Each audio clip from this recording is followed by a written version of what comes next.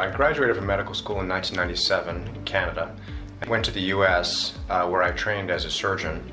And while I was training, I decided to get my Master's in Business Administration, my MBA at NYU while I was training. And started as a biotech investor and then eventually covered all medical products, including drugs, devices, tools, and diagnostics. I spent 5 years in the healthcare hedge fund world before going to J.P.Morgan in 2005.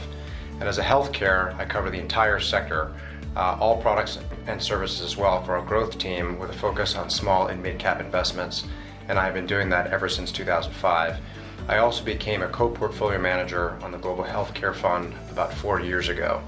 My medical background gives me an edge on the technical side of investing that's very important in terms of understanding good from bad science, how the healthcare system works from the inside, and gives a clinical perspective and context that is critical and that most investors lack. It also gives me an advantage in terms of being able to quickly identify and sort through new ideas. My medical background also allows me to have more in-depth discussions with management teams, which they appreciate given most of them are medically savvy. And it also allows me to quickly recognize key trends and risks. I also think that my active investment in all areas of healthcare allows me to understand key structural changes, risks, and themes much earlier, and this is critical to our investment process.